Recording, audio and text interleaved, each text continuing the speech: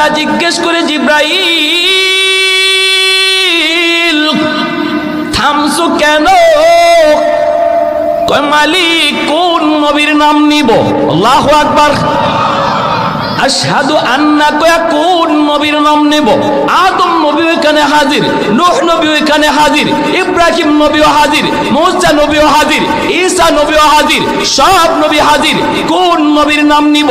আল্লাহ বলে, জিব্রাইল বললা কি, প্রশ্ন করলা কি? আমি আল্লাহ সব নবীরে হাজির করলাম আমার বন্ধুর পিছনে নামাজ পড়ানোর জন্য, আর তুমি কিনা বলো কোন নবীর নাম নিবা? তাড়াতাড়ি করে আমার বন্ধুর নাম উচ্চারণ করো। আল্লাহু আকবার। জিব্রাইল আমিন আযানের ভিতরে আমার আপনার নবীর নাম আযানের ভিতরে তিনি উচ্চারণ করলেন। আযানের পর্ব শেষ হয়ে গেল। এরপরে আল্লাহ পাক বলে, জিব্রাইল সবাইকে বলো বাইতুল মুকাদ্দাসে কাতার বন্দী হওয়ার জন্য 2 রাকাত নামাজ আদায় হবে, 2 রাকাত নামাজ আদায় হবে। জিব্রাইল আমিন তিনি সামনের কাতারে, আমার আপনার নবী তিনিও সামনের কাতারে। মায়ার নবী বলেন, সামনের কাতারে জলিলুল কদর সব পয়গম্বর। ওই অবস্থায় দেখা যায় ইমামকে কেউ জানে না, অথচ জিব্রাইল একামত দেওয়া শুরু করে দিয়েছেন।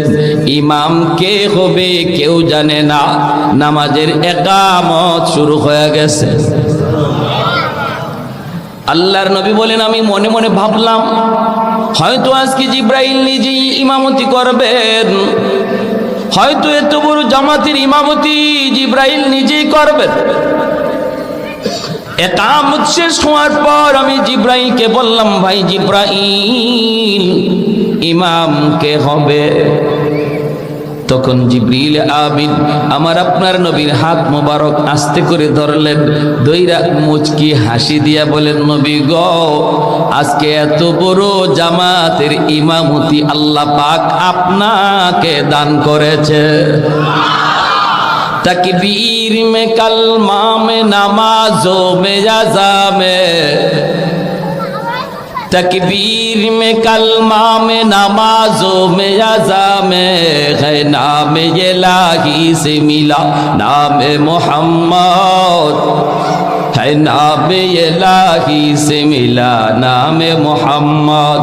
महबूब ने कहा सल्ले अला नाम मोहम्मद, आंखों की जिया दिल की जिला नाम मोहम्मद, आंखों की जिया दिल की जिला नाम मोहम्मद।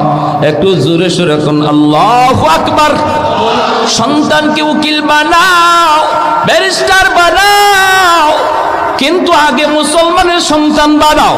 আওয়াজ দেয়া বলেন ঠিক কি না? আগে মুসলমানের সন্তান বানাও। 5 পর্যন্ত যদি মাদ্রাসায় পড়ানো হয়, আপনার সন্তান ভালো করে মুসলমানি শিখবে, আল্লাহর পরিচয় সে ভালো করে জানবে, আখিরাতের ফিকির তার কলিজার ভিতরে শিশুকালে ঢুকায় দেওয়া হবে।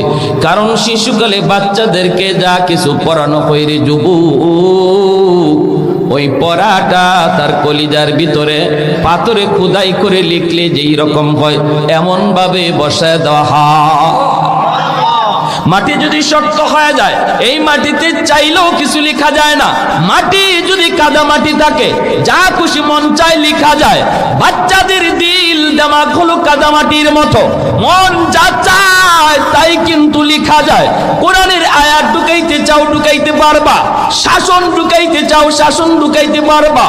আমার ভাইয়ের, আমার নবীর কথার হাদিস যদি কলিজায় ঢুকাইতে চাও তুমি পারবা। কারণ শিশুকালে তার দিল হলো কাদা মাটির মতো, কিন্তু বড় হওয়ার পর যদি তুমি তারে শাসন করতে চাও তাহলে পারবা না, কারণ মাটি তখন শক্ত হয়ে গেছে। ঘন্টায় 200 ছাত্র, পড়া দিব কখন নিব কখন? ওই বাচ্চাগুলি মারামারি কিলাকিলি, ওই যে ওই দেখেন না মাঠে কি শুরু হয়েছে, ধীরিম দ্বারা আপনারা ওয়াজ শুনতেছেন ওইদিকে।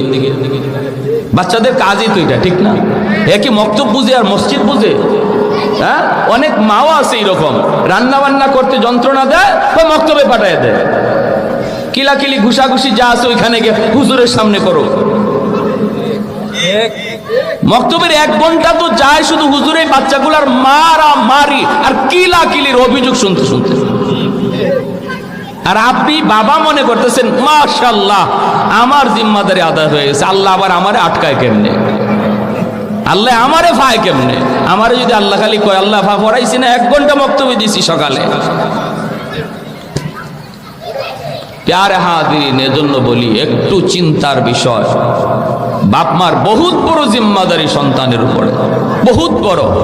5টা বছর নুরানি মাদ্রাসায় পড়া, আজকে অঙ্ক ইংরেজি মাদ্রাসায় সমমানের আছে, সমমানের অঙ্ক ইংরেজি আছে। রব্বানা আতিহিম দিফাইনি মিনাল আযাব ওয়ালআনহুম লানান কাবীরা।